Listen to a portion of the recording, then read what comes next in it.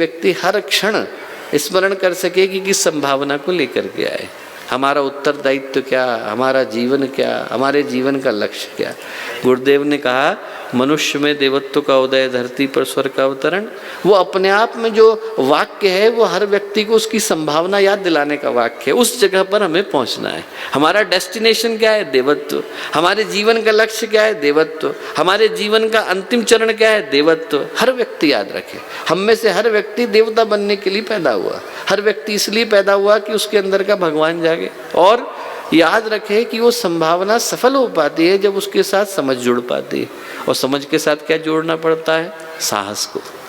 जब व्यक्ति के पास साहस हो, आप दीपक को देखिए, एक दीपक है वो ये प्रतीक्षा नहीं करता कि और लोग जलेंगे तो हम भी जलेंगे। अरे हम तो जलने को तैयार हैं, बाकी जब जलेंगे तब देखा जाएगा।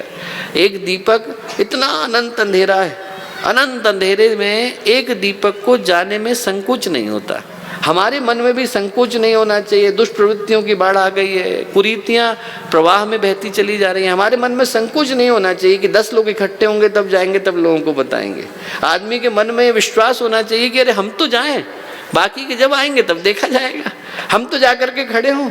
और यदि एक व्यक्ति नैतिक बल के साथ जाकर के खड़ा होता है तो आप विश्वास मान करके चलिए कि एक को देख करके 10 खड़े हो जाते हैं, और 10 को देख करके 100 खड़े हो जाते हैं, और 100 को देख करके 1000 खड़े हो जाते हैं, और 1000 को देख करके 10,000 खड़े हो जाते हैं, 10,000 को देख करके 1,00,000 खड़े हो जाते हैं, और 1,00,000 को देख करके पूरा जमाना खड़ा हो जाता है।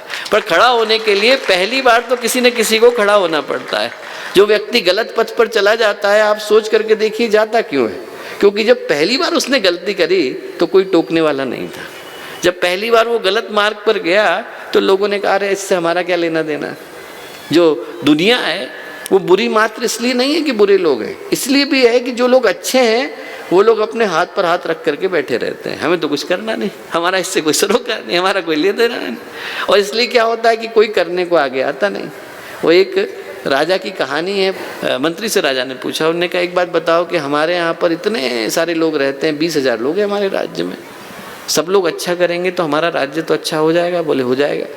होता क्यों नहीं? उन्होंने कहा आप एक प्रयोग करके देखिए। क्या करें? बोले आपके दरबार के सामने बड़ा सा कुंड है कि नहीं? बोले है। हर व्यक्ति से कहिए कि वो अपने अपने घर से 1-1 लोटा दूध लेकर के आए और कुंड के अंदर डाल दे, कल सुबह तक भर जाएगा। बोले हाँ भर जाएगा। राजा ने घोषणा करा दी, मुनादी पिटवा दी, सब जगह पर सूचनाएं लग गईं। हर व्यक्ति को अपने घर से कितना करना है? इतना ही करना है कि 1 लोटा दूध ला करके डालना है, बड़ी शर्त नहीं, इतना सही काम करना है। अगले दिन राजा देखने के लिए गए हमारे कुंड में कितना दूध है, तो एक भी बूंद दूध नहीं, पूरा का पूरा खाली। क्यों? इसलिए खाली क्योंकि हर व्यक्ति ने सोचा कि वो 19,999 लोग तो है डालने वाले, मैं अकेला नहीं डालूंगा तो किसको पता चलने वाला है। पूरा का पूरा कुंड खाली रह गया। इसीलिए दुनिया बदलती नहीं। हर व्यक्ति ये सोचता है कि वो 7 खरब लोग तो और हैं दुनिया में बदलने वाले, मैं अकेला नहीं बदलूंगा तो किसको पता चलने वाला है। इसलिए कोई बदलता नहीं और दुनिया भी नहीं बदलती। तो गुरुदेव ने कहा सूत्र तो एक ही है, जब हम बदलेंगे तभी तो युग बदलेगा, जब हम सुधरेंगे तभी तो युग सुधरेगा। जो दीपक का अर्थ है वो यही है कि जब हम जलेंगे तभी तो दीपावली आएगी। यदि दीपावली लानी है तो पहले तो हमको जलना पड़ेगा। यदि दीपावली लानी है तो पहले तो हमको सवेरा करना पड़ेगा। यदि दीपावली लानी है तो पहले तो हमको उजाला करना पड़ेगा। जो दीपक है वो याद दिलाता है कि हम में से हर व्यक्ति संभावना लेकर के आए। आप यहाँ से उठें तो मन में गर्व लेकर के उठें, मन में सौभाग्य का भाव लेकर के उठें कि न जाने कितने वर्षों जन्मों की प्रतीक्षा के बाद ये अवसर मिला और इसको हम लोग यूं ही गंवाने वाले नहीं।